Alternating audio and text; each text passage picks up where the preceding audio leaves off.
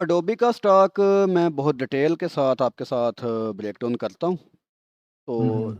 कैसा ये investment chance है और इसमें ट्रेडिंग की अपॉर्चुनिटीज़ क्या-क्या हो सकती हैं, सब कुछ हम डिटेल में डिस्कस करते हैं।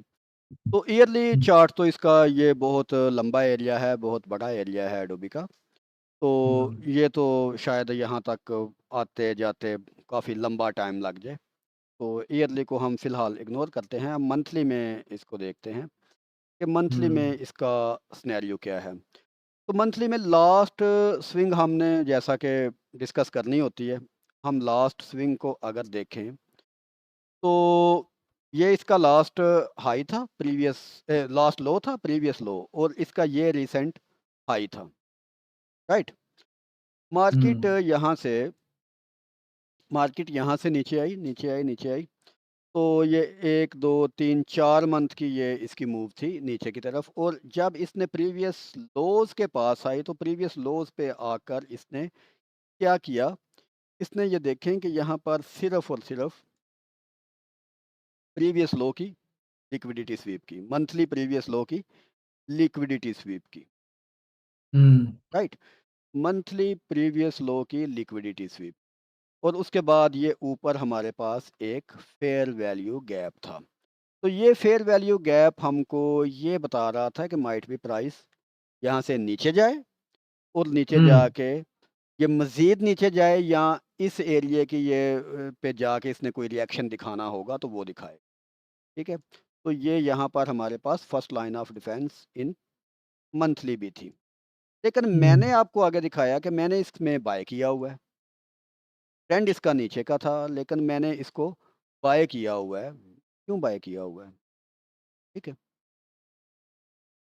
ये मंथली पे ही हम देखते हैं ना। तो ये जो पॉइंट ऑफ इंटरेस्ट था, इसको मिटिगेट करने के बाद प्राइस की नीचे आने की प्रोबेबिलिटी थी। मंथली के बाद हम वीकली पे आए। हम्म।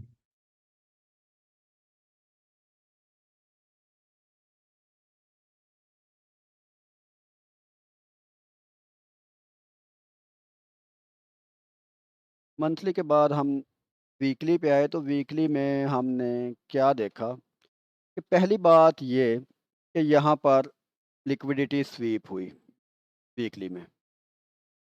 उसके बाद क्या हुआ कि ये एक दफ़ा इसने वीकली का स्ट्रक्चर ऊपर की तरफ ब्रेक किया और दूसरी दफ़ा जब किया तो ये बिल्कुल एक इनसाइडर बन के इसमें इसने क्लोजिंग की और उसके बाद अगर हम मज़ीद निचले टाइम फ्रेम में डेली में जाके जब मैंने इसको देखा तो डेली में जाके देखा ये वीकली वाली लाइन थी।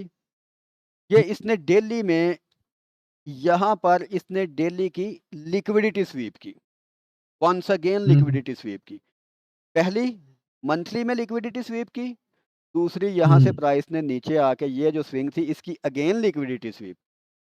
तो जब इसने हम्म। यहाँ से अगेन लिक्विडिटी स्वीप की, मंथली टाइम पीरियड होता है तो मुझे ये एस्टिमेट हुआ, मुझे ये अंदाज़ा लगा और ये जो लिक्विडिटी स्वीप की ये इस कैंडल पे की, जिसने मंथली टाइम फ्रेम का भी इनवैलिड किया, फेयर वैल्यू गैप हम्म। और निचले हम्म। डेली का भी इनवैलिड किया और वॉल्यूम बड़ा था और इतने नीचे आने के बाद बड़ा वॉल्यूम यानी कि ये देखें एक बड़ा वॉल्यूम मुझे यहाँ पर मिला, उसके बाद ये बड़ा वॉल्यूम मुझे बाय का मिला और ये बड़ा वॉल्यूम मुझे इनडिसिसिव का मिला। तो ये सेल का वॉल्यूम था, ये पहला वॉल्यूम बाय का था और ये indecisive volume inside the by था। तो जो सेलर्स थे वो यहाँ पर सारे निकल गए हुए थे, यानी कि सेलर्स जो थे वो 5 तारीख को निकल गए हुए थे। हम्म। तो यहाँ पर ये अगेन वॉल्यूम जाना शुरू हुआ, तो मैंने इसको इस जगह से बाय कर लिया। बाय जब किया प्राइस अगेन आप देखें उसी फेयर वैल्यू गैप मंथली के एरिया के अंदर है, तो यहाँ पर ये एक बम्प ऑन द रोड थोड़ी देर कंसोलिडेट करेगी और नीचे हम्म। अभी मुझे फिर एक फेयर वैल्यू गैप मिला डेली में। हम्म। डेली में ये फेयर वैल्यू गैप मिटिगेट भी हुआ, प्राइस फिर इसके ऊपर गई। तो अब मैं कॉन्फिडेंट हूँ कि ये मज़ीद अभी प्राइस ऊपर जाएगी टुवर्ड माई टारगेट। तो जब ये यहाँ पर जाएगी मैं यहाँ से अपना टारगेट बुक करूँगा और फिर नई एंट्री के लिए इसको देखेंगे। लेकिन अगर आप पूछते हैं कि आप इसमें एंट्री लेना चाहें तो क्या करें, आप इसमें एंट्री ले सकते हैं, इशू नहीं। ठीक है? जी। मेरी नज़र में ये एक अच्छे बाइंग लेवल पे है, लेकिन एंट्री लेते हुए आप कोशिश हुँ, कीजिएगा कि आपका जो रिस्क टू रिवार्ड रेशो है वो आपकी फ़ेवर में रहे ऑलवेज़।